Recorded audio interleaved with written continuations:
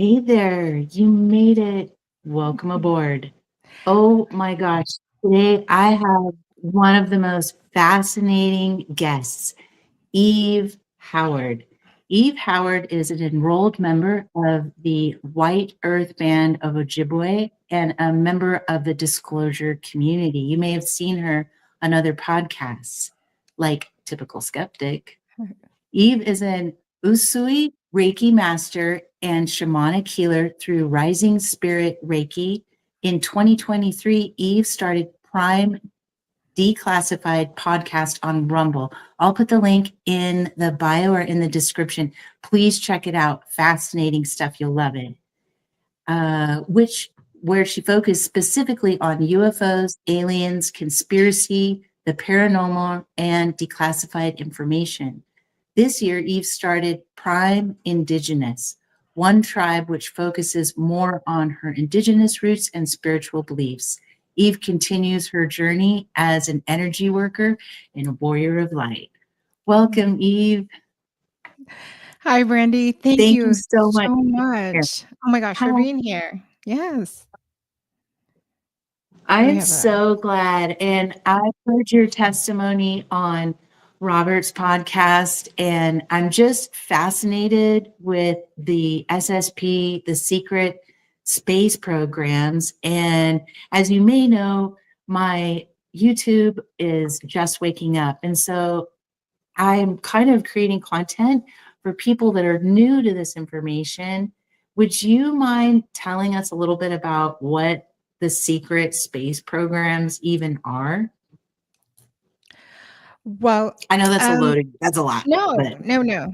I know that there's a lot of people hear about it and think it's just one country, but what it is, it's a conglomerate of countries together. And it's I have a lot more memories that would be stemming from like actually Russian. So a lot of the memories that I have started out in when I was 3 years old, and I had a meeting with a uh, I have no idea. It was like a tall gray, possibly very tall, very thin. Um, and this happened when I was 3 years old, and I was at my uncle's house, and it was like something just called me. I remember we went out there to look at these little pigs that had been born. And I was kind of hanging onto the fence and looking through the slats. I wasn't big enough to crawl up to the top, which to me seemed really high. So I was just like looking through the slats at the little piggies and stuff. They had just been born. And it was like someone called me. So my uncle, he lived very close to the lake that the reservation was on. And I walked back there. And if you walk back on the northwest point of his property, there was like almost like a little entryway with through all the trees and everything in the brush that took you to this grassy path that ran parallel around the lake. And if you walked, then you had to turn and you had to walk a little bit further, and then there was like a area you could walk up, and then there was like sand. And I remember looking at the sand and seeing all the little tiny shells, and some of the longer oyster that look like oyster shells, freshwater oysters, and it was a beautiful day. I remember that, and I remember just standing there, and I could hear my sister calling my name.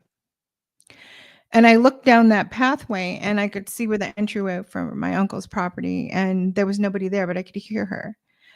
And I just standing there, and then it's like something is just not there. What am I looking at?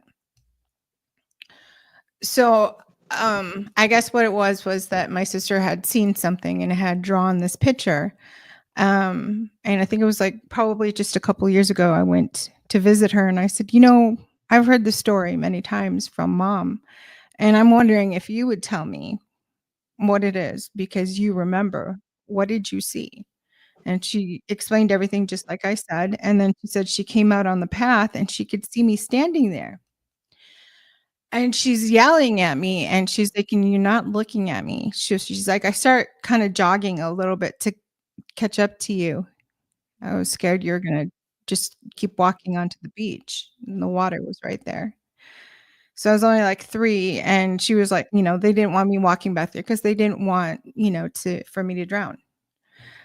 And as she gets closer, she notices that there's a man standing there, and she's just like, "Oh," starts, running a little bit faster, and as she gets closer, she's noticing details on him that, it looks like, his head is a lot bigger than his body. He's really thin. He's got long arms and long legs and long hands and fingers, and just he doesn't look right.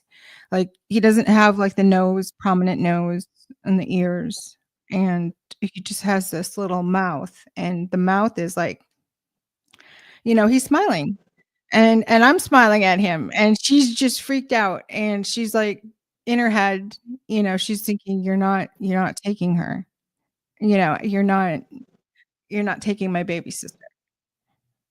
She was thinking that Yeah, when she was so thinking that, she wow. and it responded to her. She heard a voice, and the voice was like, "Don't be afraid. I'm not here to harm anyone." And she grabbed me, and it ran, and as we're about ready to turn and run, she notices that it's running, but it's not running, it's not touching the sand. It's, like, running on air. So, yeah, that was, like, when I was 3 years old, and as I got older, um, probably around the age of 5, just a lot of really strange things just occurred, with my family and stuff as far as financing went. We went from, not really having stable housing to having a house to having brand new cars to, a lot of things changed from the age of 5 for me. My parents got married, um, we moved, you know, um, to a more nicer community, and I was going to school, and everything seemed to be, going relatively well. But I was having these series of when we moved into our new house, I was having these nightmares, and the nightmares, she called them night terrors, and she asked me, she's like, "Do you remember these?" You would, like, scream, and I would have to, like, jump up and go running into the bedroom, and you told me the same thing every single time, and it was just like, "What was it?" And she was like, "You don't remember that?" And I was like, "No, I don't remember that." And she said, "It was a man in your closet." So, with a lot of the SSP, you'll see some of the individuals that'll talk about, things like that, or having, somebody come into their bedroom, or, possibly seeing something that, a cartoon or something that's just out of the ordinary that a lot of people are just like, wow, that is unbelievable. I've heard everything from, seeing, dinosaurs to, having cartoon cows in the room to, having people in military uniforms, go into the rooms. So, but mine was just there was something in the closet, and that kind of goes along with, how they portal in, because I mean, closets are just, I don't know what it is, but, I've had to close down quite a few portals in people's houses, because I do have people reach out to me, looking for help for things like that. And I work in conjunction with another psychic who, has talked about being in the program to me, but hasn't, publicly said, that he is. And, we find these portals like in archways, we find them May I in, ask you entryways. Yes. I'm sorry to interrupt, but No, you're before you good. go further, would you mind telling me what a portal is? Can you define a portal? To me, it's just like a doorway. It's a doorway to either a different reality, different dimension. It could be to a different area with time unknown. You know, these are natural occurrences in certain areas. You know, and you'll find like vortexes, like in Sedona and stuff. They talk about portals, and some of the portals that I've witnessed can be also brought into existence through spell work. I've seen that happen.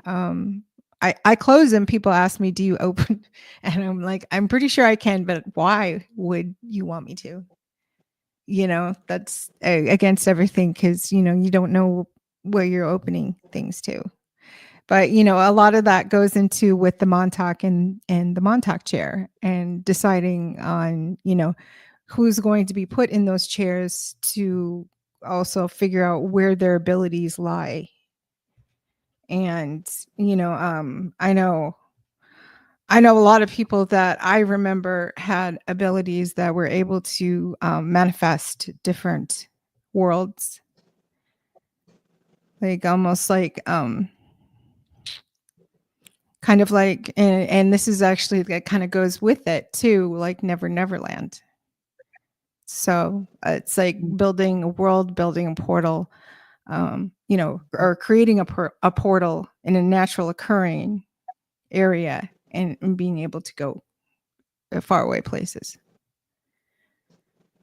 And most of it was just That's like an escape. I heard an interesting concept. This is just a little side note to add to.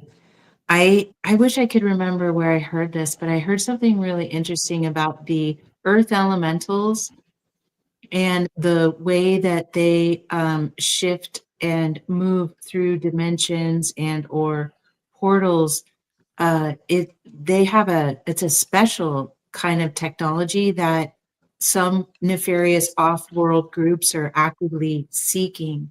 And not to say that off-world groups don't have the ability to move through portals, but there's something special about earth elementals, i.e. Fae, earth dragons, and the abilities that they have and the portals that they move through. Gee, I wish I could remember where I heard that, Mhm. because I like to give credit where credit is due. But Right. that just kind of fascinated me. It made me realize that the earthlings and or beings that are in, um, in vibratory frequency. I mean, when you're resonating with the earth and her frequencies, there's something magical about the earth's uh, portal technology. Anyway, okay, keep going. Sorry. Oh, so you had No, these people. You've got a giant gray that you interacted with at 3, and when you were older, did you say 5 or 7? um, it it was about 5. I was Yeah, I was like, I remember falling into a stream, and it was really strange because the stream, I fell face first into the stream, and what I saw at the bottom of the stream was almost like a mirror type of what was above me. And so that was almost like a portal too. And one of the daycare ladies, or she wasn't really daycare, she was preschool teacher, jumped in after me and grabbed me out. But there are certain bases, and a lot of the My Lab's little bases, they have them on the reservations, and a lot of underground type bases as well. And it's not just me saying this. So, People, okay. I think it So was I actually had you someone, believe that there are I believe, I'm sorry, I missed that, Brandy. I'm listening. Oh, I had Oh, I'm somebody just come to me with they had found okay. something out in the woods, and it was looked like a normal tablet that you would buy at Walmart or whatever for, or on Amazon for like $30, really, cheaply made, really plastic, and they couldn't figure out how to turn it on. And so they were kind of messing with it, and they were like, well, they wanted to take it and see if someone would buy it, or else they could, pawn it for whatever. And they couldn't figure it out. So they took the tablet. Somehow they had opened it. And when they opened it, they had found almost like neural organic material inside of the tablet. And there was no way for it to turn on. And someone came to me and asked me and said, "You seem to know quite a bit. I was told that you would have the answer, but how did you turn the tablet on?" And I said, "You turn the tablet on with your mind, Mhm. almost like interacting, with this tablet, that doesn't seem to have any way to turn it on. You turn it on just by turning it on, by thinking, turn on." So, I mean, a lot of these things I remember as a kid. I was probably 7 or 8, and I was put in this military type troop, this team, and we were outside of this warehouse. I'm assuming something like, Costco or something like that. And they had hostages, and so they had wanted us to go in and retrieve the hostages. And we were told that the people that were holding these people didn't have weapons. So, as a show of good faith, which I thought was very weird because I remember that, and 7 years old, your lingo is not like that. And as a show of good faith, we left our weapons and we went into that warehouse to retrieve the hostages. And I walked to the back of the building, and I saw like 2 men standing there. And the one was looking at me, and the other one was looking like this, like looking up, but his head was looking at me, but his eyes were looking up.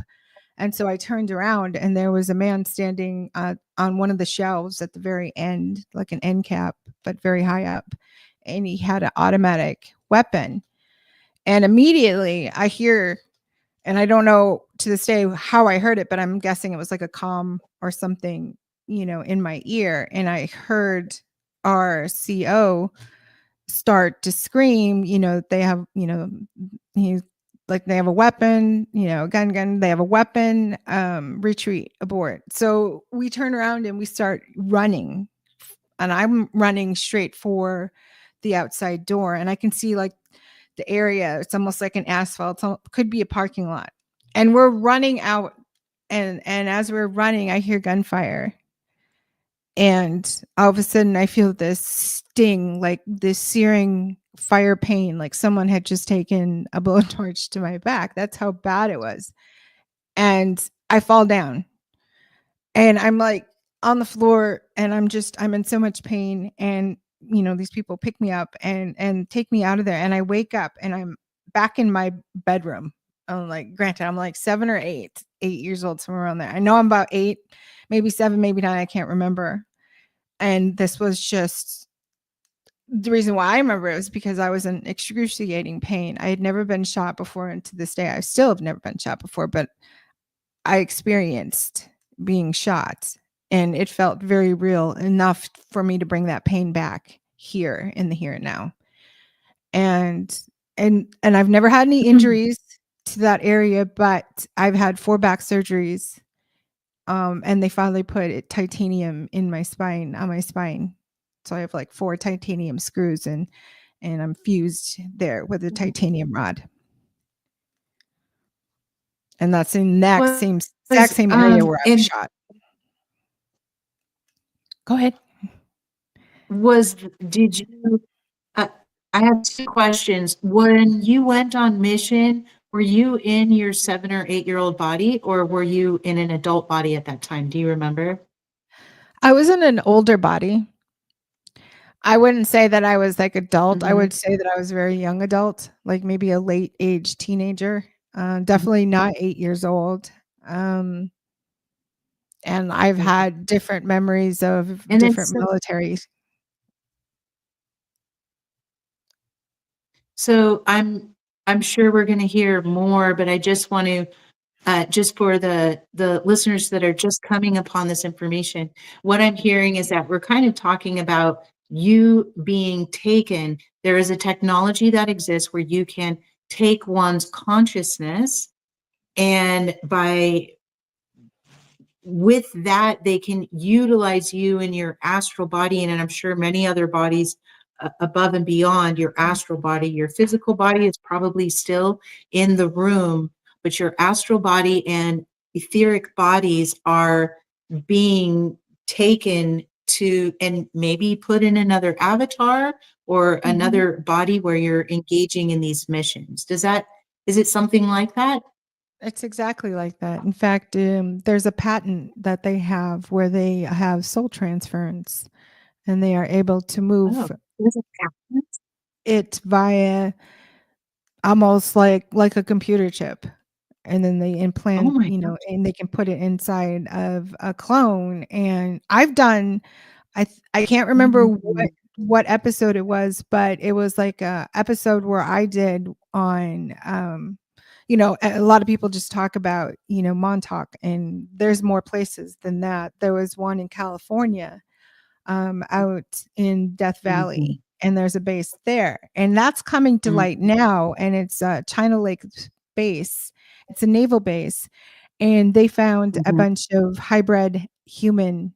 They had been experimenting on, but they have been making people, making children, and they said that hangers, and some of the people that worked there and some of the people that were in that program have memories of being put in these hangars, these huge hangars, and like almost in like these large dog kennels.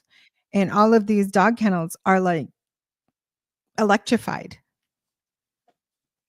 and they would do Mhm. mass Mhm. electroshock therapy. And that is used to fragment, that is used to, you are getting someone to the point where they are so scared that they actually fragment their personality, and they are able to um, remove those alters, those fragmented souls. And Yes, they I'm have a familiar with storage facility, this. and they have means of making people. And they Do have you this know Tony technology. Rodriguez? Pardon me? You know Tony Rodriguez? Do you know Tony Rodriguez? Rodriguez? So Yes. he's been to China. Yes, it's Rodrigues because I'm used to saying Rodriguez as well, but he is Portuguese and he always corrects and say it's Rodrigues. Well, Rodriguez. he's a friend of mine. Mhm. That's how he pronounces it. Uh, just in regards to China Lake, his testimony includes several things that you just brought up, to include the hanger, to include soul transference. He was actually in spirit experimented on in China Lake, and he and Tyler, I think there's a video or a little documentary where he goes back to that exact location in China Lake. So everything that you described, I believe that he likely experienced in that location. And what's Mhm. fascinating that you just said is that I didn't realize that there was a patent on the soul transference technology. So that's fascinating to me. So do you believe that uh, that you had some type of soul fragmentation in order to uh, release your body or release your etheric body or your soul out of your physical body? Yeah, they had one of the issues that they had with me particularly, and this is something that my half brother, who also found me in the program, just by seeing me on I commented on someone's post, and he saw a picture of me and he knew who I was. And he contacted me and he was like, you know, that was like one of, yeah. I forgot where I was going there. But yeah, he had contacted Mm, me just through seeing me, and wanted me to be aware of some of the, you know, things that I probably wasn't aware of at that time, because at that time I was still mm, thinking I was like some sort of all these memories of going on these military missions and these strange trainings that I had recall with, and just a lot of I think a lot of it has to do with our bloodlines and has to do with in how we are made, because a lot of us are not made like old fashioned. A lot of us are created and like bioengineered and then placed inside surrogates, and where the surrogates carry the embryo for 8 months and then gives birth. Mhm. Do you think that that's what happened with you? Yeah, I've Do you had think that. that I you were also had a created? psychic.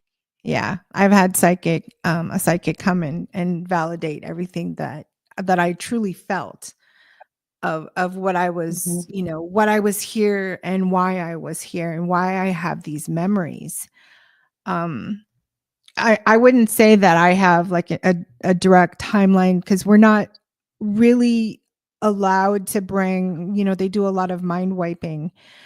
So I'm hesitant to believe anyone who has all of these full memories, unless there's like probably like a 1%. So out of one person out of 100 are going to remember, and have all these mhm, memories, and where they can tie them in, like this happened mm, here, this happened there. Because I have memories going back to like the 1940s and being put in a male body as a German soldier. And I always dreamt of this place. Well, I mm, finally, after doing some research, I realized that that place it was a specific place called Villa Schulster. And you can't find that on any search engine. I found it on one, and it was like free form, and it was all in German. So I had to have someone translate it. But it talks about being the very beginnings of the MK experiments on people. And they were bringing people in for these experiments, and these are the people that I was going out and I thought I was saving, that I was bringing them to safety to Villa Schulster, which was kind of like at the time, I don't know if they were trying to come off as like a hotel or if that what I was told, but it was almost like a hospital, possibly. And I brought these people here, and there were rooms, there was food, there was water, and I had multiple dreams in a time span of going back to this place and bringing these people there to what I believed to be safety, but there was a basement to that place, and that's where they were doing all these experimentations. wow. Um, I have two questions. I'm just curious if you mentioned something that you believe you may have been part of, that it was Russian space programs that you were a Mhm, part of. Do you mhm. recall who it was that was taking you from the time you were 6 or 7 or 8? And likely Just before then, I realized. I just have memories of being in almost like almost like a child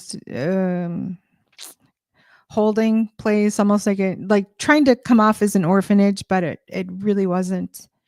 And then I was Mhm, put into a program when I was relatively young, late teenagers. But I mean, some of the training that they were giving us, I never realized that I was using myself as a child. So I'm like 7 or 8 years old, and I'm doing these moves, and I'm not understanding until I look it up that it was like almost like a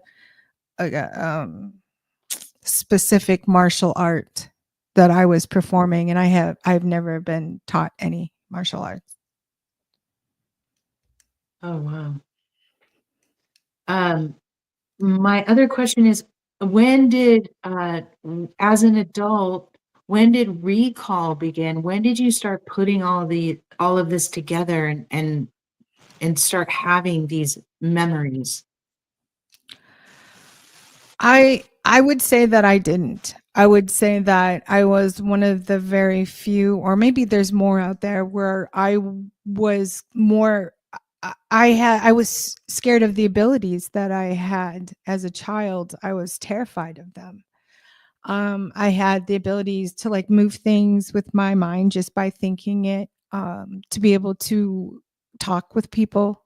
That was specifically a necessity as a child because I was used to almost kind of be a not a translator, but kind of communicate with certain reptilians because my father was a um, he was in the army and they experimented on him and he was one of the very first successful like hybrid programs with one of the serums which they eventually used in the super soldier program.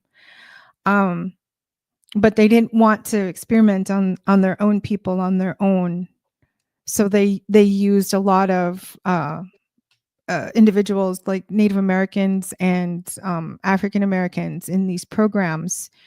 And yeah, so I know they tried to make it sound like really cool and Marvel, and that it was just one, but there's more than one. There's more than one because my Mhm. father was used in these programs, and that's kind of the what do you wish for type thing, and he didn't have any kids, you know.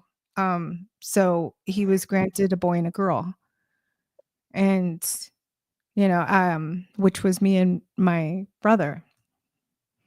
But my brother Does had he remember this? no, he had no memory of it at the time.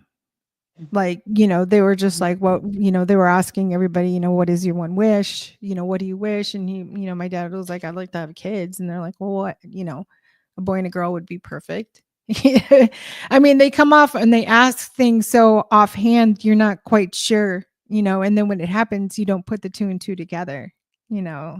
But for his service, that was what he was granted. And of course, they had to use, they couldn't use my brother. His mother um had issues with her pregnancy, and so he had a lot of issues and a couple of hereditary diseases that caused him to be very unhealthy, and he didn't live very long. They gave him a life expectancy of 14, but he made it to 28. But these are I guess I was used in the programs, and I know that one of the things my father ever told me was, you are not to sign up for the military under any circumstances. And I didn't, but I do remember walking into a recruitment office, and I was 19 and this was right around like Desert Storm, and I went in and I was talking to there was 3 guys there. There were 3 older gentlemen. One had, kind of light brown hair, and the other 2 had white hair, and I was talking with them, and I even remember everything. It was like a brick office, and I had it validated. I said, "This is where this office used to be," and the people that lived there said, "It's moved, but yes, that's where it was at the time that I remember it." So, it's not it's not necessary for validation, but I mean it's nice when you get it. But yeah, I had memories of being in the office, and they said, you know everything looks great, we're gonna have to get you signed up, and there's testing, and I was just like listening to it, and that's all I remember. I don't remember leaving there. um I don't remember leaving the office, but that's all. That was just like a weird Do you think memory you that had an popped up. experience? Yeah, I mean, I've been. Do you feel like you have some Oh, you kind of broke up there for a second, um, Brandy. I'm sorry. So you feel like while you were there, it was likely like some type of experience probably happened while you were there, hence you not remembering Yeah, I all of your don't time, like remember. missing time. Yeah, I don't Mhm. remember leaving. And it was just Can like you a tell very me, splintered memory, like a very fragmented memory of it. Like I couldn't remember certain details, but I remembered enough. And this was probably about 3 years ago when I remembered that. oh wow.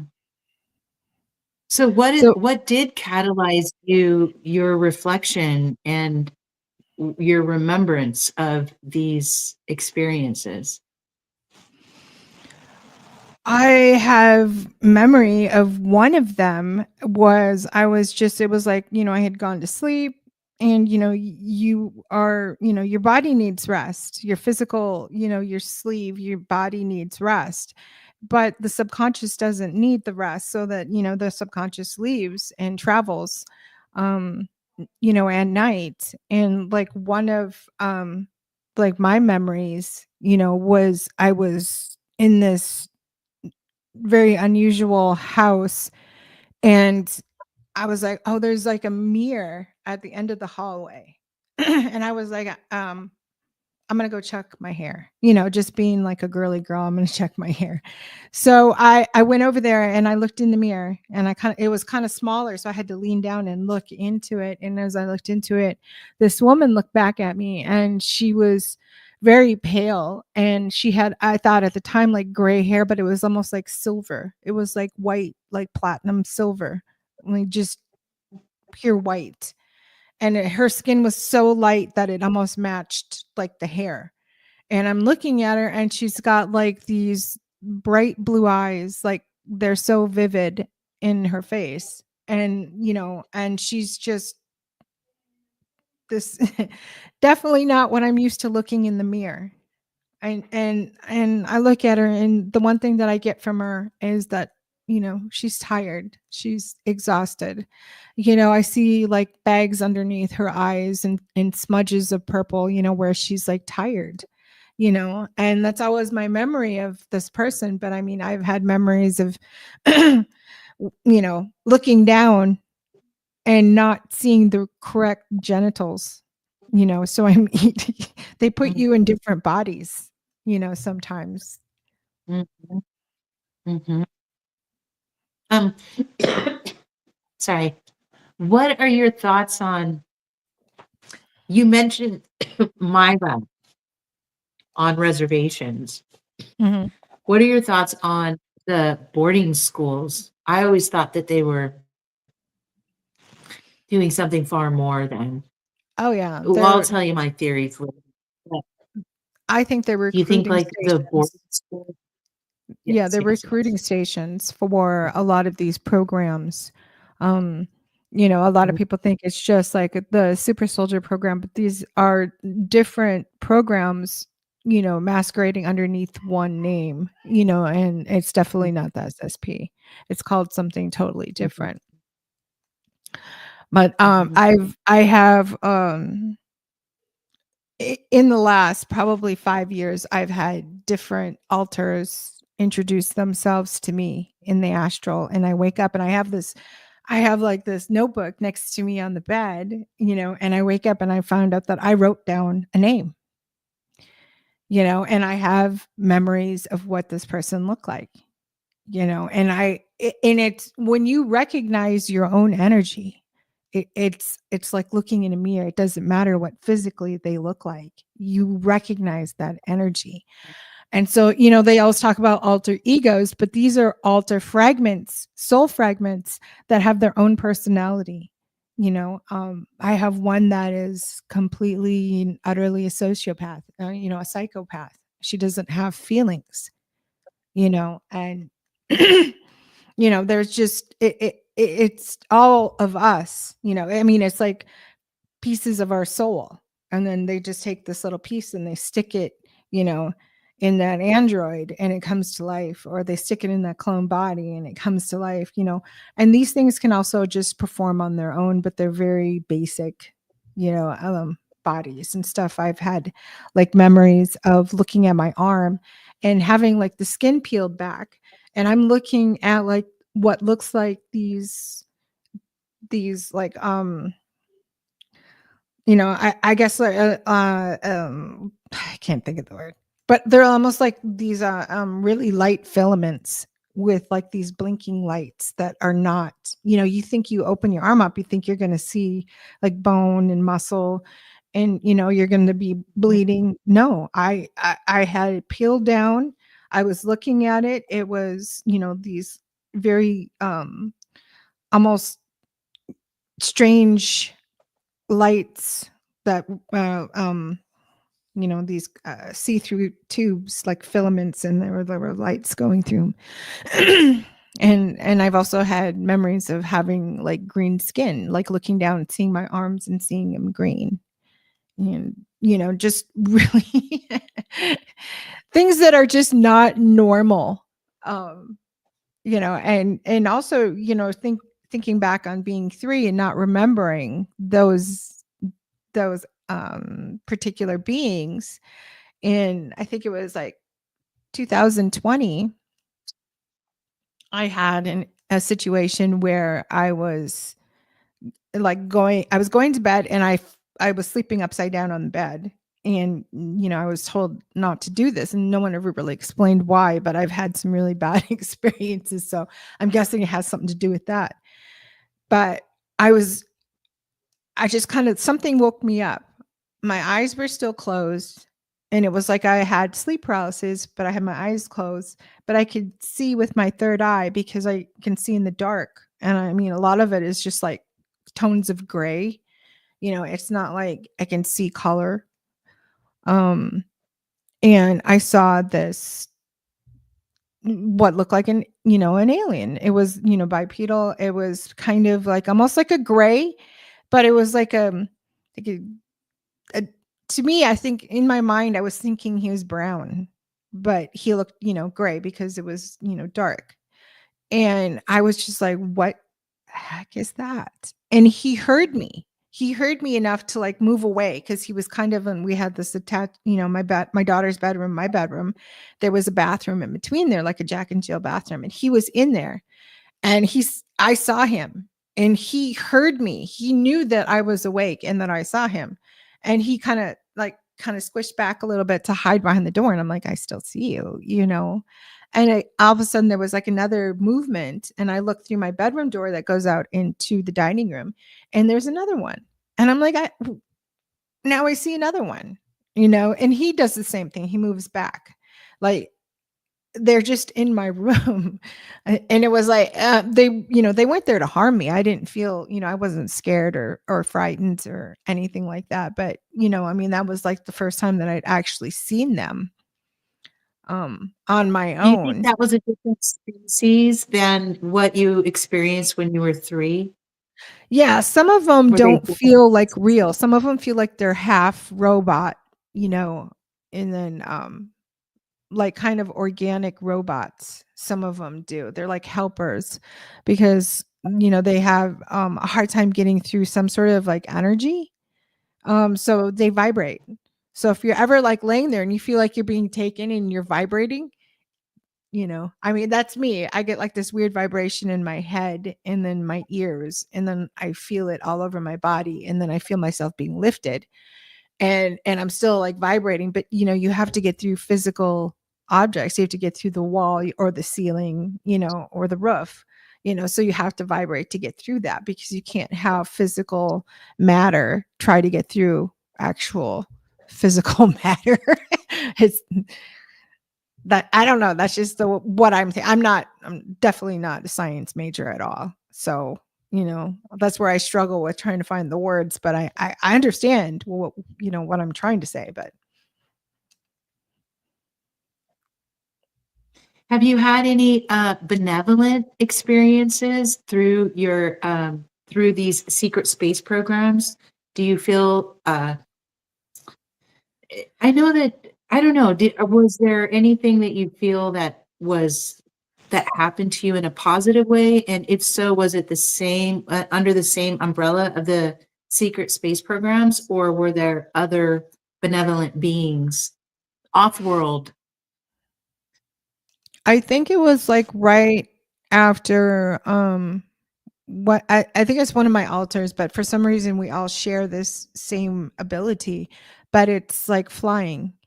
So, I mean, I've had like these out of body experiences, and these really, like, I'm looking down and I'm seeing my body, and I'm like flying, and I mean, I'm not using like a jetpack, and I'm not using boots or anything like that. But I mean, I remember going to school for this when I was probably 9, 9 years old.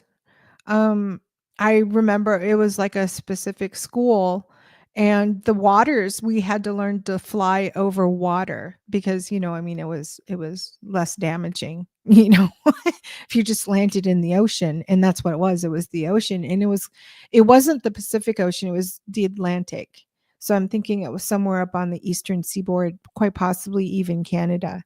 But there was like a flight school there where we learned how to, harness um, our ability to fly, because it starts out with levitation, and then, you know, they see these kids doing this, and then once, you're able to like levitate, then you are, put into a different, almost like a school or training facility, so that you can, learn to how to do this. That's Do you all that it remember is. any of the tests and the training? Some of like, it Just wasn't tests a lot. and Yeah, it wasn't like tests like on paper, you know, or anything like that.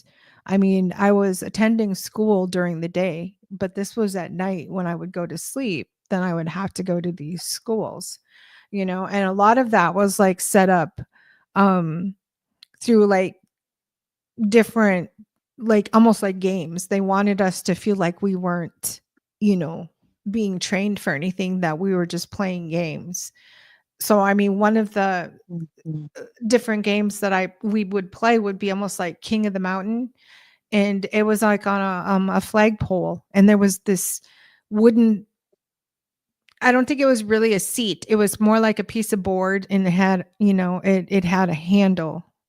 I can't remember if it was like between the legs or if it was in the back, but there was like, it was not like a seat. There was no back or sides to it. It was just this piece of wood. It was on top of this flagpole, and we had to get up on top of that. And the only way that you could get up there was by jumping. So you had to jump super high, and I mean, we had the ability to do this because we were doing this before we had to learn how to fly. We were like running and jumping, and then we would run a little bit more and we'd jump again, and we would try to get farther and farther, because they were teaching us, or making us do this. But to us, it was just, we were just kids, and we were in kid bodies, so we were like learning all of this, how to, levitate, how to jump long, long extending distances, learning to jump up high, and learning how to fly eventually. Wow.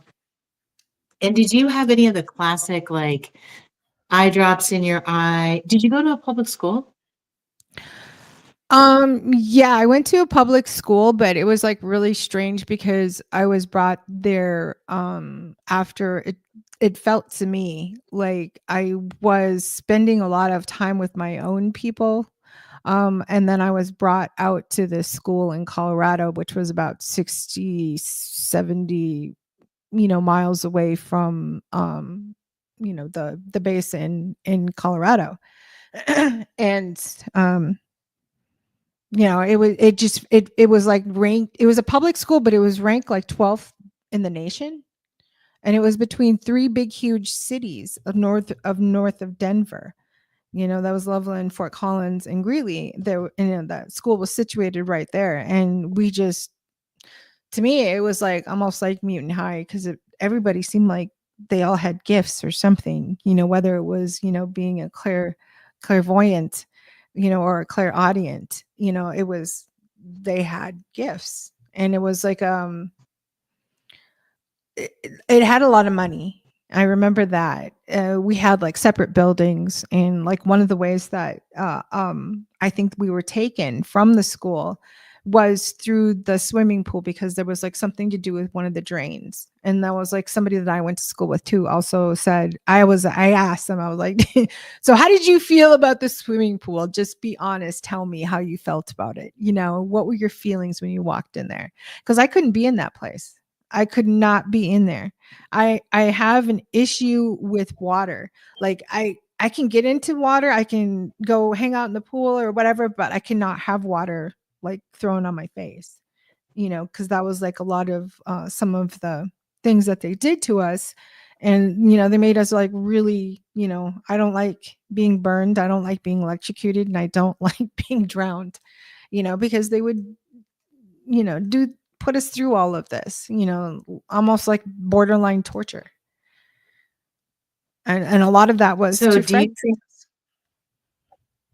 yeah, I mean, even traveling. So I heard you say that you went like 6 hours away to attend the school. Was it a boarding school, or were you removed from your family unit in order to go to this school? No, I was brought there by my mother, and we were probably about 60 miles north of Denver, or about 70 some miles north of 60. Colorado Springs. Okay. Yeah, so Not 6 hours, 60. right. That's- About okay. 60 minutes, 75 minutes away from there. It- So, uh, you think the school, which this is a kind of a common denominator for many people who are in the secret space programs, is that the schools are the facility by which they're screening these children in order to like extract the gifted ones, if you will. And maybe that sounds like crazy words, but that's really what No, they're doing. no. I mean, they had a program. It was called Gateway. That was after, I was going through. I cannot remember the program that we had. Um, but we were like put in like 3 different groups. And I think it was based on abilities, but it was also like supposedly based on like reading, math, that type of thing. I thought it was really odd when I was a kid. I was going to school. I was probably in maybe 5th or 6th grade. And they wanted me to go down to the room where they had like the handicapped children. There was a specific child there that they wanted me to talk to, and he didn't talk. But I didn't think that was really weird at the time. And one of the things that they wanted to know specific information, and it was used on against his handler Brian. This little boy, his name was Brian, or he was unable to speak, and he relayed information to me that one of his handlers, one of the people that were there to care for the children, was being mean to him and was slapping him and hitting him, and he named her. And so when I left there, I reported back to whoever it was that asked me to go and talk to him. And I didn't think it was really odd, but Brian never spoke a word. So, I mean, he was telepathically telling me this.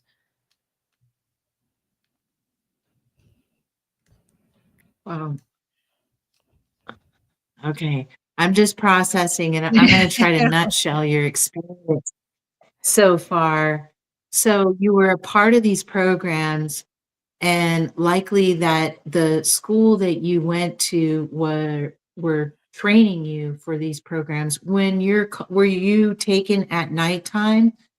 Was your consciousness and or soul extracted for these missions, or was it during your time at school, you think, or both? Oh, I think they can take you anytime, because they had the ability to Never. return you at the same moment that they took you. And I was realizing that one time I was working somewhere, and someone came up and said like this series of code, almost like a alphanumeric code. And I heard it, and it was like I just like zoned out. Like I couldn't even pull myself out of it even if I wanted to. And then it was just like after about a minute, I was like, "Ugh," you know? And it was like at that moment they could come in, take you, do whatever they have to do, which could be weeks, months. I mean, in the astral, I've actually gone from one point in time to a year in one night. So, I mean, they're just, and that's normal. That was like a normal, to me, it was a normal, but it was more like a prophetic dream because it was telling me something. So, just a lot of really strange astral things that had occurred to me as a child and as I became an adult. It was like somebody coming up and tapping you on the shoulder and saying, "Hey, I gotta tell you something." Okay. But when they have to tell it to you, they have to tell it to you in a way that you can hear them. And a lot of the time, I hear them when I'm either in a deep meditative state or I'm like REM, I'm knocked out, sleeping.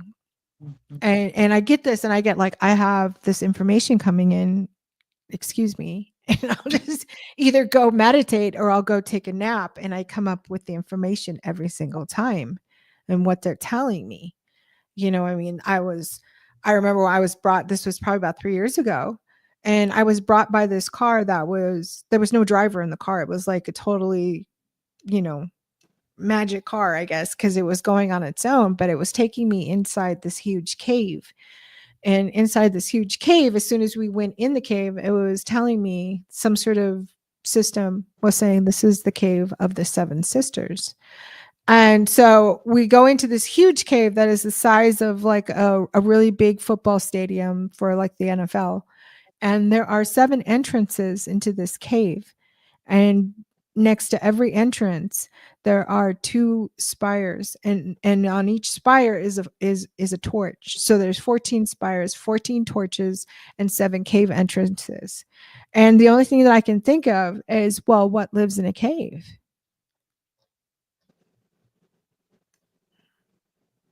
Dragons. So many things. Dragons and Yeah, giants. Do I you I have had and the dreams Seven about both. Sisters also is the Seven Sisters is also what the Pleiades is called. Yes, but it was the Um, Pleiades, but the also Seven Sisters. Len Caston also mentioned the Seven Sisters as being originally Orion, making up Orion's constellation, which is like the one point here, 1 point here for the other's shoulder, and then 3 point for the belt, and then 1 point for the tunic. So that's like 2, 4, 5, 6, 7.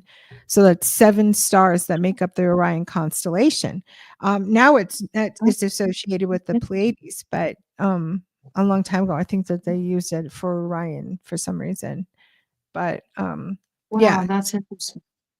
and then I also Because got now they're separated. Orion is the hunter, and that's interesting. That's Mhm. interesting. Hmm. Okay, keep going. I'm sorry. Oh no, and So this cave. yeah, this cave. I didn't see anything. Nothing came out or anything, but I was just like sitting there going, what lives in a cave? Like, really, bears? Why would they have bears in there?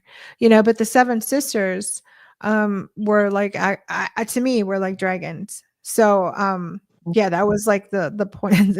I kind of came to that point on my own. I don't know if I'm correct or not, because it's like trial and error. Not everybody's going to know every single thing, and learning and It's like a growing. journey of figuring it all Right. out. Yeah.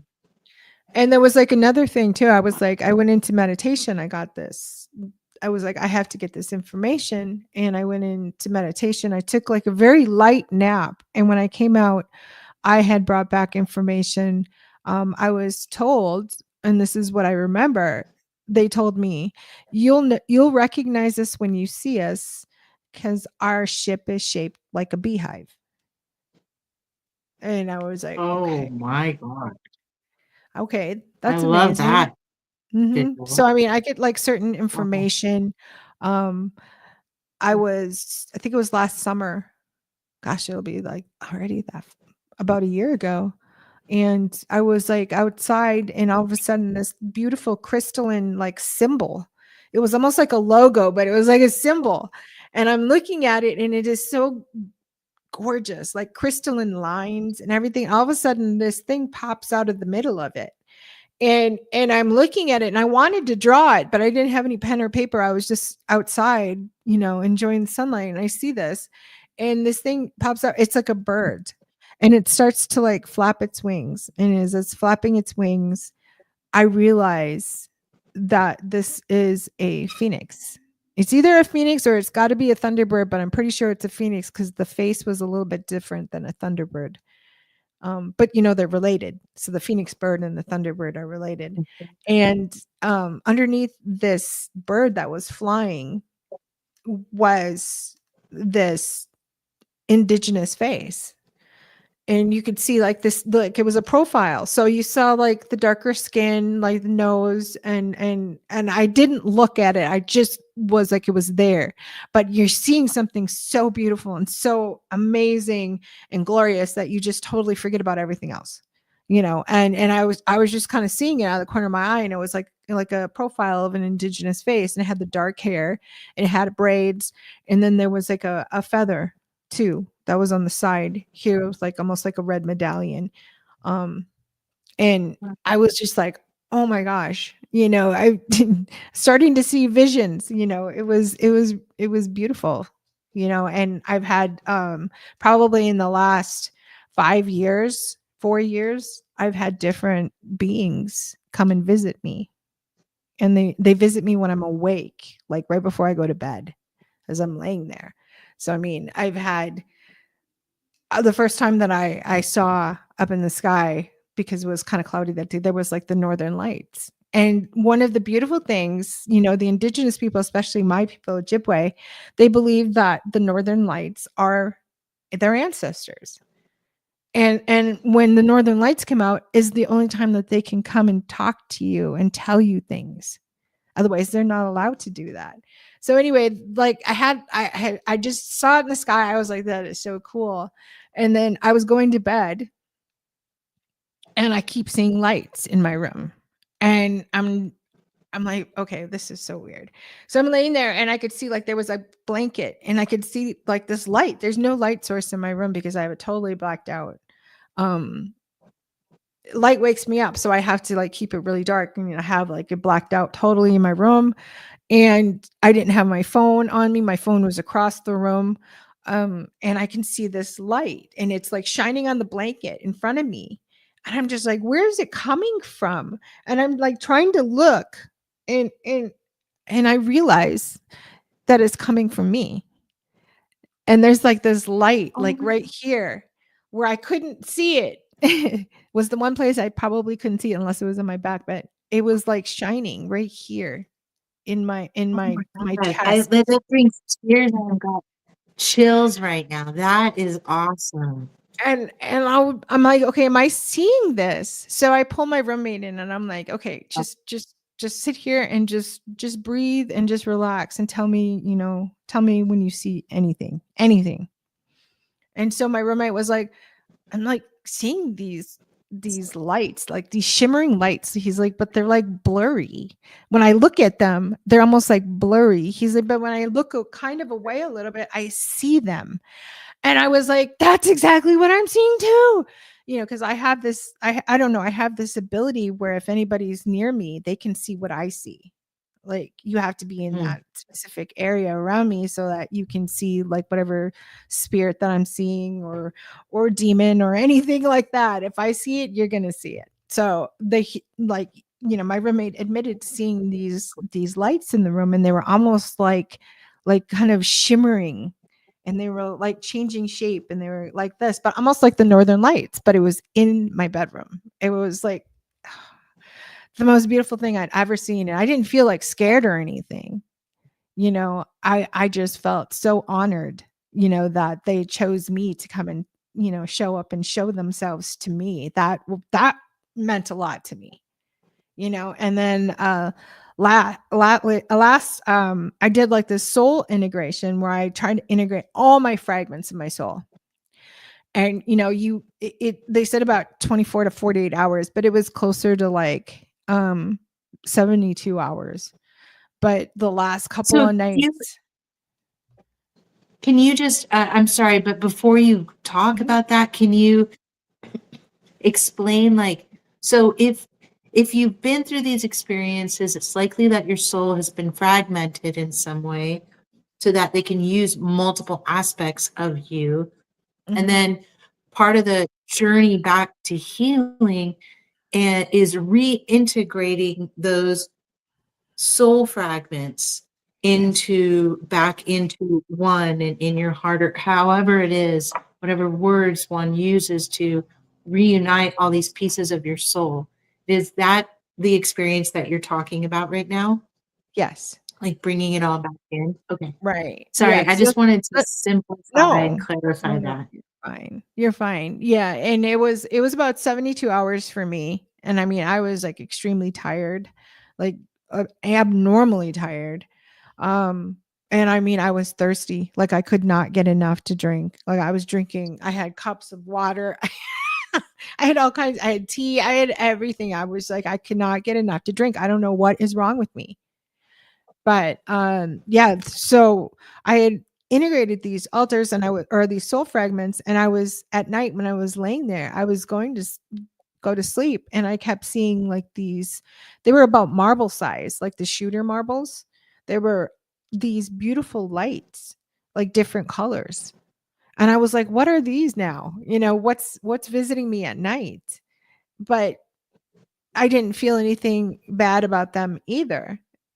But I haven't seen him since then. There was just that 2 nights, and that's the only thing unusual that I did. So I'm wondering if those lights, those little balls of orbs of light were my fragment and then reuniting with me. Wow. Yeah, so that was That is such a beautiful. it was Oh my beautiful. God, I love it. Like, Uh, I can see it. Like maybe I'm having that experience that you speak of, how people like that. It just feels so good. It feels so warm and sparkly. Um, are you affiliated with any star systems, or do you feel called or connected to any specific star systems, constellations, or planets that you're aware of? um, I think I had it before I even started really going down this path, and finding more information and also tying in some of the recalls that I had as a child that I remember. Um, I just kind of feel like, it's just happened. It just happened. And I wasn't looking for any of this at all.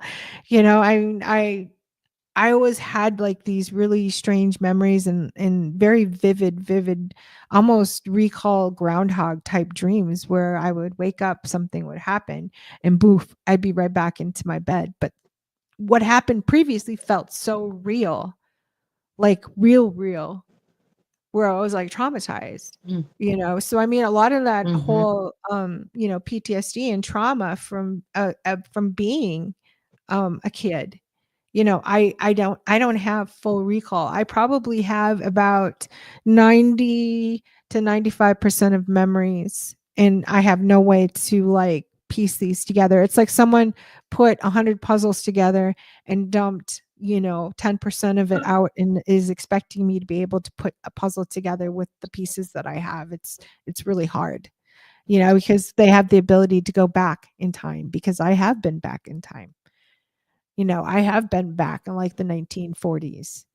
I have total memories of being in this mansion, and like the foyer had the black and white checkered floor, and like this stairwell that just did this whole curve and went straight up.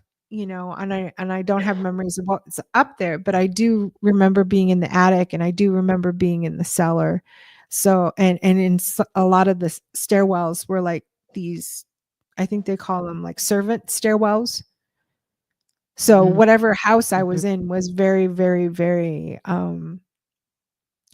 rich and cultured, or, either a very old house, because they had servant stairwells on the side of the building so that the servants could bring food up or do anything, take care of anything that anyone needed. And they didn't have to see them on the stairs. They would just come up the secret stairway Yeah. and then come out of a door, or go into a bedroom. But there was like these really strange passageways and tunnels and stuff. Uh, do you think that your experience there was were you one of the servants, do you think, or were you one, or do you remember being experimented on? And is this the same memory you're speaking to from when you were saying that you remember being a German man, I think you said? No, I was like a kid. I was like really a young kid. And one of the memories I have is like I was like hiding from somebody. I was trying to escape. So they have these little, a lot of people don't know, but they have like these rich cultured people have these hunts. And some of the hunts involve the youth. And so that was like Mhm. one of the memories that I have was being in this house and we're locked in. There's no, and the windows are all locked, all the doors are locked. You have to find your way out or you have to hide. And if after a certain amount of time, if you're the only one that's left, then you get to be let go. But I realized at that time that I had a better chance if I was on my own than if I was with a group of people running around. So I was always by myself in this huge castle. Sometimes the drapes would change color, they would redecorate or they would decorate it differently, but it was always the same house or the same mansion, Was castle, that in the whatever it was. 40s or was that contemporary? That was like judging by some of the decorations, I would probably say like maybe the 60s, possibly up to like the 70s. I mean, some of it was pretty there was never anything modern in it. Um and there wasn't that it might have even been before that too because I remember going into the cellar and like the cellar was like dirt and then you had to go up the caretakers. It must have been where the caretakers stored all like the mowers and all the equipment and everything to take care of the landscaping out there. But there was like a cellar floor that led up to like almost like these big doors, these big barn doors, and you could open them and then the lawnmower can come out. But I would always find my way out that way and win Mm. my freedom for some reason. Yeah, that is a common practice among the nefarious elite is the hunts. I've heard several testimonies of these. Um, They had and they two, have many another one too when you're 18. When you're 17, 18, they do mhm, another one. And the only way that you can survive that one is if you have divine intervention. This is the only way that you can survive because they have implanted in you whatever it is so that you can't hide. They will find you. It's just which group is going to they find you will. first. Wow. And they sent really a lot of dark entities after me first. That's what I felt first. I felt this massive amount of dark energy just surround me. And I was like renting out this basement apartment from this lady and she wasn't home. Nobody was home. I don't know why there was nobody around. And so even if I was screaming at the top of my lungs, nobody would have heard me. But that's what they do, I mean, and they come up and be like, surprise, you won this trip, and then people leave and they don't realize that, it's because they had planned this. They plan everything. They're very patient,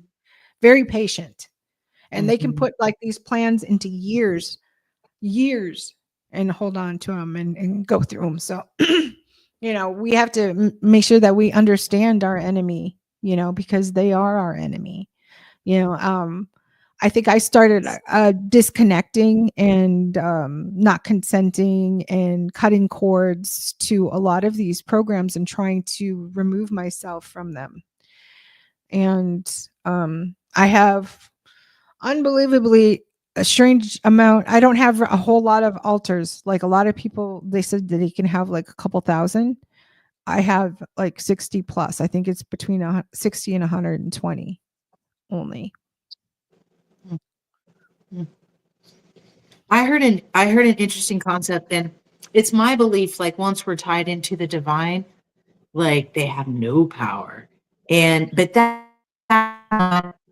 that's not something it's like, oh, just tap into God, you'll be fine. Like it's not like that. It's a process and it's a journey to kind of, like you say, integrate everything back in. And I'm only speaking my personal perspective, but What are your thoughts on these dark forces, aside from the physical carbon-based bodies that are invoking these things and just being a ruckus, just causing havoc on people? Um, to include the secret space programs, to include these weird things and all the things. But what are your thoughts on those darker things existing within the astral realm? First, let me explain. I'm reading this book right now called Theobian Prophecy, and I'm on my third read of it. And there's one part of the book where it's basically this man gets taken to this planet, Theobia, and they kind of talk to him about their role in history on Earth. Before he leaves, when he's extracted from his home, he goes into this. I think that they called it like a time wall. They go through this time wall, and the way that they describe it is it's the astral realm, and that in order to get into these higher vibrational frequency locations, they had to move through this little tunnel of astral, and then they bump up into these other places. It just got me thinking. It kind of that resonates with me because when I was a kid, I used to be afraid of things. I don't feel afraid of things anymore. I feel compassionate. Sometimes things hurt me. Like I get emotional about things. I get sad, and maybe I get, a little fearful for my kids, but not if that's part of why I'm making these videos. And, for people who are just waking up, fear not. I really believe in that. And it's not to say that it always happens that way, but I don't Mhm, carry fear the way that I used to. And it's my mhm, belief that, through this retrieval, through these remembrances, that, and again, I'm speaking for myself, and I just feel like it just you kind of get to the point where, like, what demon? Fuck that demon. Pardon my French, but it's like, okay, dude. I don't really like, and it sounds to me like that maybe I'm wondering, like, if you assist other people who are moving through these experiences, what kind of perception do you have on those beings? Like, where do they lie? Do you think that they're lying do you think there's high dimensional or high frequency, like, shit-tards? Sorry, I am no. sorry. I cuss like a sailor. I don't mean to be disrespectful, but No, you're fine. No, well, it's like the same thing, we're almost like in this strange, reality where it's almost like a simulation. So it's almost like we're in like this computer game, and these things are able to find us um through some sort of, whether it be like a scent, or or else they've always, just kind of keep watch on certain people, certain lights, certain people give off certain energy, so like energy signatures. And sometimes they even follow different bloodlines, so they're like generational, curses. But Mhm. with mine, it was, because of whatever it is that they put and they made me with. um I've had a lot of people tell me that, come up to me and tell me that I have like angelic DNA. I won't know. How am I supposed to know? I'm I'm not. I'm definitely not a geneticist. I have no idea. It's just, the people that come up to me are people that I trust, and their abilities are just phenomenal. So for them to come up and say stuff like that, or tell me, you have a light about you. um, yeah, I mean, I don't I know that there's a lot of people, that just cannot stand me, and that's fine, because I trigger or invoke some type of emotional response because of the light that I have, and that's something that everybody has to work on. I'm not saying that I'm not, immune to that. There are some people that I see and I'm just like, ooh, their light is so horrible, and they're like out here. and they're like preying on people. They're preying on a lot of the people in the community, offering what is your desire? What do you want? And then being able to provide that. But there's a price for everything. And a lot of that is, you know, you're sacrificing your own morals and what makes you you, and you're giving away that power for what? A couple thousand? A new car? Fame? Mm. What how can people do that? I don't understand. I mean, maybe it's just me, and I've had this person also, try to talk to me and get me to go and sign on and do these conferences, and I'm just like, no, I'm not. I see you. I see what you are, and I don't want anything to do with you. And these things, after a while, once you step into your power, once you realize who you are, they can't touch you. They can't even hold a candle to you. And That's that's right. what I need. I need people to Yeah. understand Yeah. that, ultimate healing is, you get ultimate back, I mean, I healed, and I mean, I'm not saying I'm like perfect at all. But I mean, I have more control over my abilities. I What was have. when did Huh? it start for you, your healing? Sorry to interrupt you. Oh When did no. that start? Like, when did you start engaging your abilities and in your healing I journey? knew I knew when I was a kid that I could put hands on people and heal them. It Okay. was just fear. I was just a little kid. I didn't understand how I knew the things that I knew, and I was scared of my abilities. I locked everything away behind a really thick door with all kinds of like locks and chains, because I didn't want to deal with any of it. It was scary to me. Like every time I walk into a room, and I click the light on, I blew out light bulbs, to the point where my mom was getting ticked off because she thought I was like intentionally doing it. And like, how am I going to intentionally do that? How? She's like, you're sitting there messing with the thing, clicking it on and off. And I'm like, no, I'm not. Seriously, I'm not.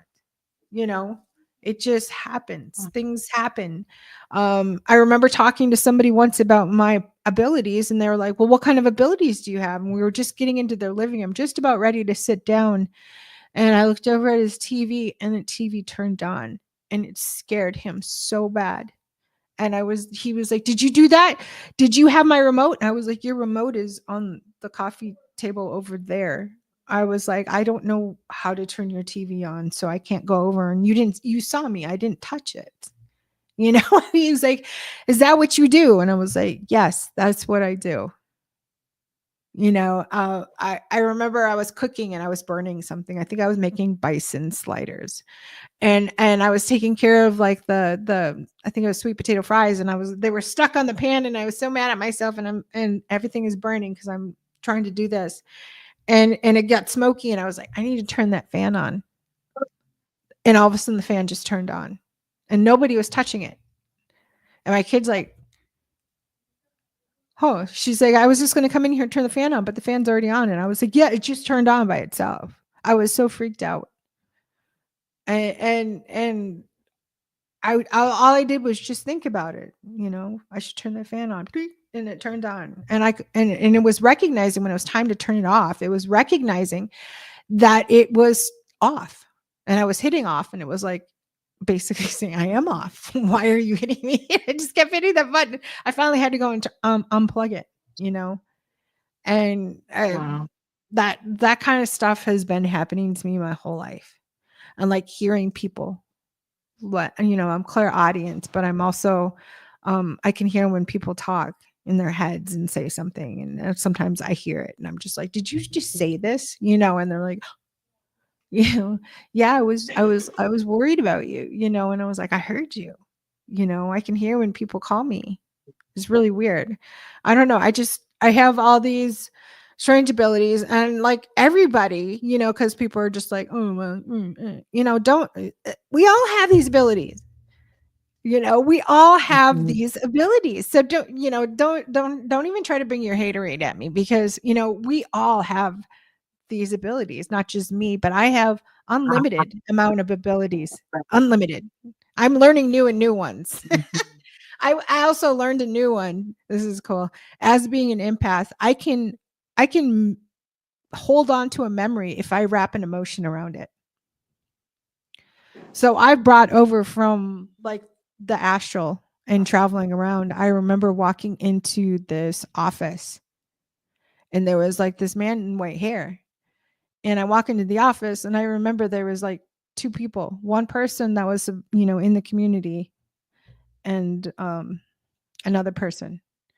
And I remember leaving this. Okay, this is not me. This was an alter's memory, but I wrapped an emotion around it, which was anger. And I left there, and when you walk out of the office, you're automatically wiped. You know, when you walk out of the building, you're wiped. You know, they don't want you to remember anything. You know, so for all these people that are Mhm. like, oh, I remember this and I remember so and so, and we're all just bestest buddies and they're all high-fiving each other. No, it doesn't work that way. You know, I mean, we are not, I mean, if the people that work in these buildings cannot tell you what they did for 8 hours when they were there, what makes you think that we're going to retain any of our memories? You know, and I don't watch people's interviews. I know that's a really weird thing to say, but I wanted to make sure that I could disconcern my memories from somebody else's. So I don't watch Mhm. other people's interviews. I don't know what they're saying. All I know is that I want to be as authentic as I can be. And by not watching other people's shows or watching interviews, you know, that is my way that I stay authentic, that my memory is real, that I'm actually remembering this and not just, you know, taking somebody else's memory and jumping off of that. No, I think that's really smart. I think that's smart. And too, I feel like, I don't know, I feel like there maybe are some people that are, you know, how you described like being told specific numbers? Like, I believe that there are certain handlers out there that there are like hypnotic suggestions, if you will. And I don't know, it just feels like sometimes I get that from certain sometimes when I listen to things. Not that it's for me specifically, but it just feel like there's like seeded memories that are going out, I think, Mhm. that are diluting the just the disclosure for people who are actively and validly having these experiences. Mhm. That's my thoughts. So I Yeah, don't know. that's So 33 is what comes up for me a lot. I moved from 33rd Street, 33rd Avenue North to 33rd Street West. I just was calling on this other apartment and they said that one was 33rd Avenue. My kid goes to school 3.3 miles away from our apartment. I mean, just it I mean, I've had paychecks that were like for 1 week, it was 3.3 hours, and I've had that come up, or 3.33 hours. So that number comes up for me a lot. And I actually a couple of years ago, I think it was about 3 or 4 years ago, I asked a psychic why. And at the time, I was kind of shunning away from a lot of religion for some reason, because to me it just felt like it wasn't right for me. And he said, I know that you are very uncomfortable with any type of religion, and you know, you fight with yourself on, you know, if there's a God or not. He's like, and I just want you to know that that number, that's the number that they gave to you so that you know that they are real. And I was like, oh, okay, cool. You know, I'm still not very religious. I consider myself very spiritual, you know, and a lot of things just kind of opened up for me this year on understanding like what creator means, you know, and teaching others, and if they want to hear what it really means, you know. But as far as being a healer, you know, I mean, I kind of knew that at a very young age. I knew that I had a large amount of abilities and I was terrified of them. And it wasn't, and for me to numb through most of my adulthood with alcohol and then prescription drugs, I ended up having to go, and I'm very vocal about this because I'm not hiding anything in my life. What I've gone through, I want people to know that I've gone through, because if I can help others that are struggling with the same problems just by admitting the fact that I was hooked on alcohol and prescription pain medication, and which down spiraled my whole life, and I died. And it's really for a lot of these people in these programs, you don't get that choice. They bring you back, and I was brought back, and it was almost it was almost like they put in totally different um soul splinter inside this body, and it was mine, but it was like different. I mean, even to the point where like tasting foods, different ways of dressing, that the previous person that was in this body liked blonde hair, so her hair was blonde. My hair has been dark ever since. Yeah, kind of got over that. I was like, oh my gosh, this is killing me, my hair. But yeah. And being a different person, and going to treatment. I was in treatment for 90 days. And when I got out, they had started me on a lot of like the trauma work and doing like reverse timelines. So you're like going back and remembering the most current traumatic thing that happened to you. And then the next one and the next one, until you realize that you're all the way down to being a toddler and being an infant and being able to pull up some of the memories that you recall. And one of my RIP memories was being on a cold metal table. And I described the building that I was in, and I had a lot of experiencers, like a lot of SSP experiencers, tell me that that was the moon, and I was on the base somewhere on the moon. I don't know if that's true or not, but that's what started me on this journey, was that core memory. And that was like one of the very first memories that I had before even being a child in my crib, was this memory of being on this cold table and looking over and seeing like this high up window that was completely dark. No light, no lights, no stars, no nothing, just completely dark. I used to have a love relationship with tequila too for a while. We were best pals for a while. And so I can totally relate to being like doing some heavy drinking. I had fun for a second. But yeah. So then does this tie into, is that when you started embarking and learning Reiki? Like once you started going through recovery, or what started your path down learning Reiki and becoming a shamanic healer, and knowing, I hear what you're saying about that's been there the whole time, and that it's Yeah. likely you shut it down. Yeah, I had The a friend of mine. reaction you were.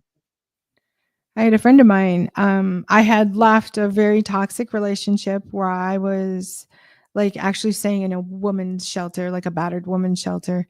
And a friend of mine fell down the stairs and her leg had twisted underneath her. And she was, they picked her up, and I heard about it. So I went running outside because that's where she fell. And she was sitting on the table, picnic table, and she had tears running down her face. And they were going to take her to the hospital and stuff. And I was like, are you okay if I try to help you with your pain? And she said, yes. So I put my hands on her knee, and it was like sticking my hands on a griddle. That's how hot it was, because my medicine man asked me, he's like, how do you feel pain? I feel it like a heat. Like I can feel it emanating from a certain place off of someone's body, and I can go right there and go, does it hurt right here? And they're like, how did you know? I feel it. It's like an average day and someone left the window open and it's like 112 degrees outside. You just feel it. So I helped her. She ended up going anyway to the emergency room, and they said that she hadn't done anything terribly, and that was really weird because her like whole leg twisted underneath her. So I don't know, she didn't end up with anything severely ripped or strained, or she just bruised. bruised her leg, and that was it. But it was like I would feel, someone would say, just like this horrible headache, or also, I was like, put my hands on to help them. But it was like I would take on their pains, and I didn't know how to get rid of that. And so I had finally talked to my medicine man, and he was helping me out, and he goes, well, explain to me, how do you feel pain? So I explained to him, and he was like, that's how, you're a healer, you're a natural, natural born healer. He was like, well, he goes, what are you having issues with? And I said, I'm having issues because I take on their pain and I don't know how to get rid of it. Like, I connect to people, and it's not just people, I can connect to animals as well. And like, I've had cats talk to me. I mean, I've had a bear that was dying connect with me, and I felt him die. I mean, it's just like, and they were like, you were screaming, and I'm like, I don't have any memory of that. I just remember looking at the bear and seeing the blood coming out of his nose and his his head and stuff, and just like that. But they said at the time I started screaming because he connected with me, and I was feeling this bear die. So I mean, it was, I also had my grandson's dad. He died. You're a grandma. Yes, I am a grandma. Oh my God, so am I. I didn't even know that. I would not have guessed that. Yes, I do. I'm my big boy. Okay, sorry. No. And Aw. his dad was picked up, and he had, like, I think some type of an 8 ball, of drugs on him, and he swallowed it, and it opened up in his stomach, and he was slowly dying, and I was 300 miles away, and I felt all of it.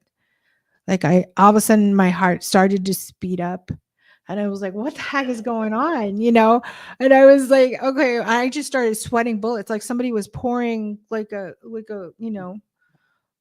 a cup of water on my head. It was just streaming sweat. And I'm just like, oh my gosh, I feel like I gotta go and make myself sick or something. I mean, I don't know if it was something I ate, but I was like in the bathroom trying to stick my finger down my throat and throw up, and I couldn't do it no matter. And I was like, oh my God, I think I'm gonna die. Like, I really felt like I was going to die. Like, I wasn't going to wake up. So I was like, I'm going to bed. And I mean, I sweated through the sheets, and I woke up the next day, and I was fine.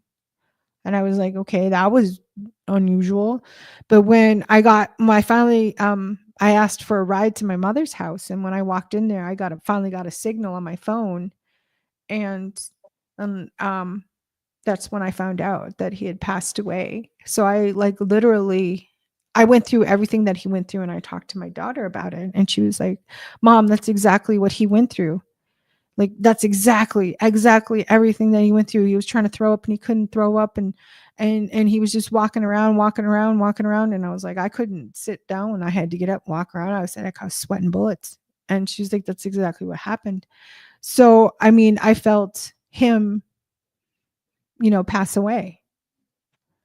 And, it's not just that, but like my mother had a heart attack, and she wasn't even having heart pain and like chest pains. I was the one who was having chest pains. I thought I was having like a huge panic attack or else a heart attack. And I went in myself. She didn't even go in. And here she was the one that having a heart attack, but I was like feeling the pain, So, I mean, a lot of things like that, or someone will try to, keep something from me. But when I work on them, I'm like, like, yeah, what was it?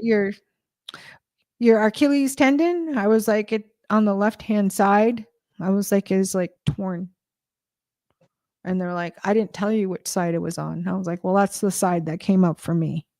People try to, trick me and do stuff like that. And I don't understand. What are you trying to disprove?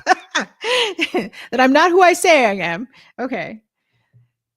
But yeah, it's I love it. I love helping people. I was brought back here on October 2nd of 2016.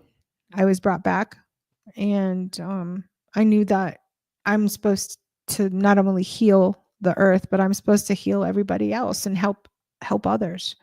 And one of the first things I had to do was heal myself, because you can't heal anybody else if you aren't healed yourself. You're just making, huge big mistake by going into this an unhealed toxic person who calls people names and talks down to others. You have to realize that we're all from the same source. We're all brothers and sisters. We all come from like the same parents. So I mean, just treat each other the way you want to be treated. And I mean, just we're not going to get through this unless we get through it together. So, I mean, stop fighting about the red and the blue, and stop fighting about things that just don't matter, because, half of it, as we're waking up, we're realizing that a lot of what the good old GOV does is not in our best interests. What the medical, community is not in our best interests. And I could go on and on. So, learning that we have to Mhm. be the ones to take care of ourselves and provide adequate care. And if that means, holistically, or, not going to see your doctor, but going to a holistic doctor, then, I mean, I'm willing to support anybody in what they want to do, as long as, they're no harm to none. Mm, people are And having so, issues. Go ahead. first of all, I want to tell you thank you so much for sharing everything. I'm still processing everything that you said, and I just send you the warmest hug, like the biggest hug. Um, um, One thing that I do is galactic astrology, and oftentimes when people have angelic souls, there's 4 stars that show up as conjunct and opposite alignments: Antares, Aldebaran, Fomalhaut, or Regulus. They're considered the 4 royal stars. They're also associated with the 4 angels: Uriel, Gabriel, Michael, and Raphael. I'd love to look at your chart, um, I and have an just to unusual see chart. how those stars. Okay, it would be Not fun, really. yeah, Yeah, in the it's, future if you'd oh, like. yeah. That would be fun. I Um, enjoy astrology. will you tell me what it is that you offer to people now in the way of your services and Well, your sure. Reiki, your Right now, I work out of my shamanic? own business, and this is Rising Spirit Reiki. It's on Facebook under Rising Spirit.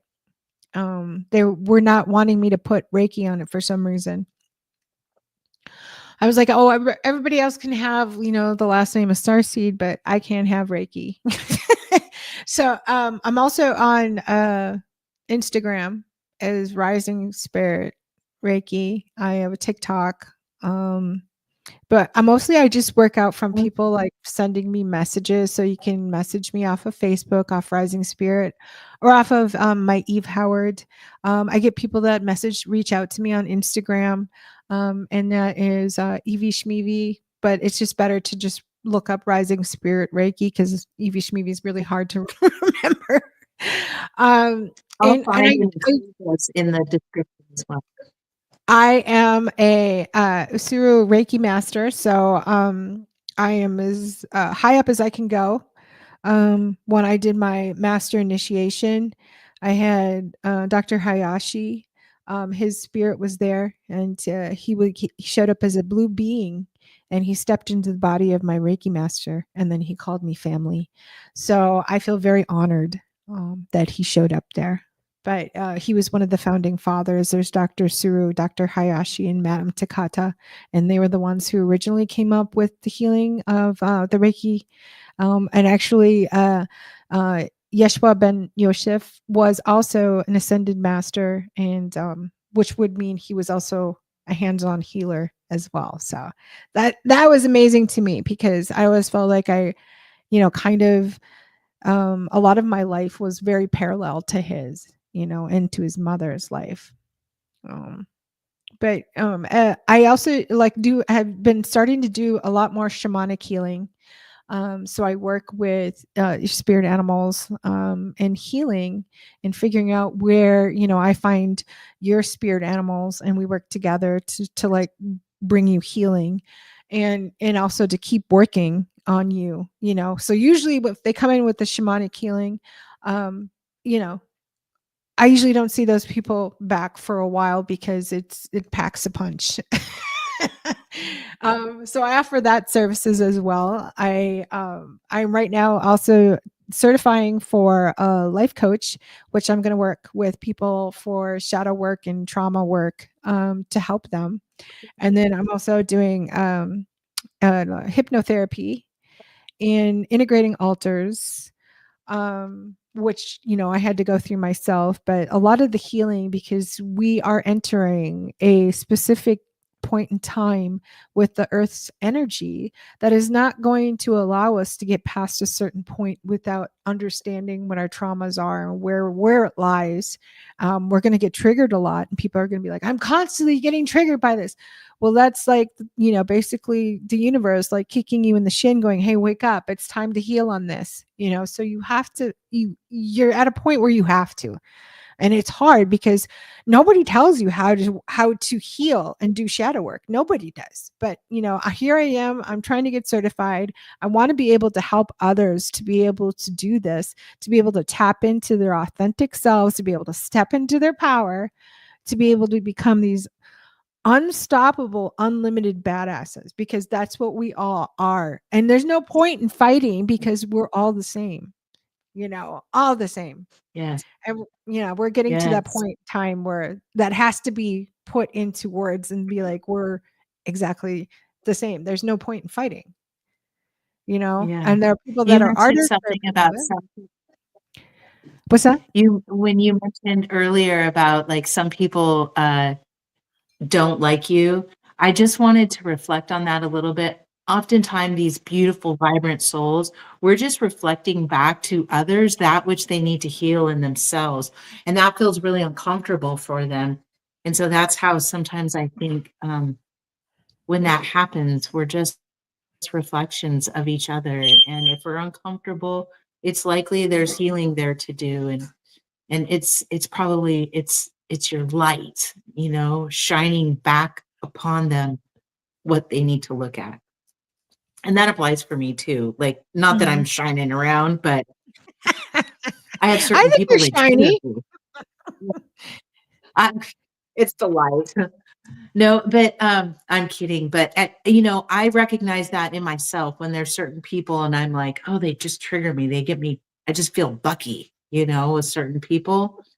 Yeah. But then I'm like, whoa, what is that? That's something inside of me that I need to find and just kind of dissolve and transcend. So I appreciate you so much, Eve. I'm actually blown away with this conversation. I wasn't expecting to go to so many more just beautiful places and learn so much about you that I didn't know that I haven't heard. And I just really appreciate you sharing just these authentic stories so much during our conversation. My eyes were filling up and I was just lit up. Like, I had so many chills. You and I have many similarities. And I really thank you so much for sharing time. And also, I wanted to tell you that there's been this beautiful human over here, Nancy Volker. I think I just didn't put my glasses on because I didn't want to get distracted. Yeah. But they've been talking. Greg was in here also. And so if you have a moment, like, definitely go back. She has a lot. Oh, how cute. She has Yeah. the last one. Nancy, if you can add me on Facebook, I'd like to talk to you about a couple things that you posted up there. If you can, please. Just hit follow, and when I get you on there, I'll send you a friend request because I don't know why it's set up like that, but it's annoying. But yeah. I was looking at some of the things that you were talking about, and Oh, I'd like can to you connect see with it? you if you can. Yeah, I can. Yeah. I was seeing her. Oh, I was coming up when we were having the show, so I was kind yeah. of catching some of the things that her and Greg were talking about. But Okay. yeah, if you can, Nancy, reach out. Reach out, Nancy. And anyone watching, if you can like, share, and subscribe, of course, that is just amazing. I'll include all of the links to Eve's TikTok, Instagram, and Facebook in the description. Just give me a moment or two after we end the recording here. And again, Eve, man, so much love to you. Thank you. Thank you Thank just for you. being Yeah. authentic. I see you and I am just blown away. What a blessing it is to have someone like you on the planet. you. Here we go. And also, I just wanted a quick drop that I've been doing a show with Greg Yawakia. He's the Zuni elder. He has the One Nation Tribal Alliance.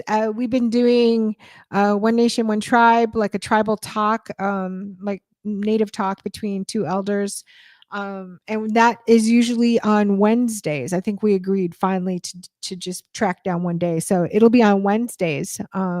And he'll premiere that. So that is one of my favorite parts of the week, is being able to have a show with him and kind of go over some of our traditions, and also, you know, how it pertains into the modern world and how we're moving into this new energy, and how we're going to all move together and no more fighting.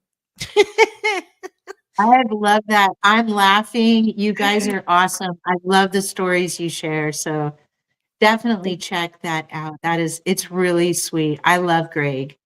Oh, I know.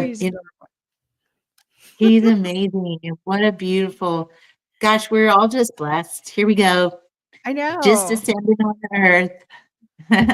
It's wonderful. Eve, thanks again. I send you the biggest hug. I'm going to put the little outro out now. And if you need anything, I am here for you. Awesome. Yeah. Thank you so much. Thank you for having me on. Thank you for everybody that took the time out to watch. Thank you. Appreciate it. Take care. Bye, everybody. Let's see, how do I do this? Well, maybe this is going to happen. Yeah. Oh, okay. It came up for a second. It did? Yeah, like the outro.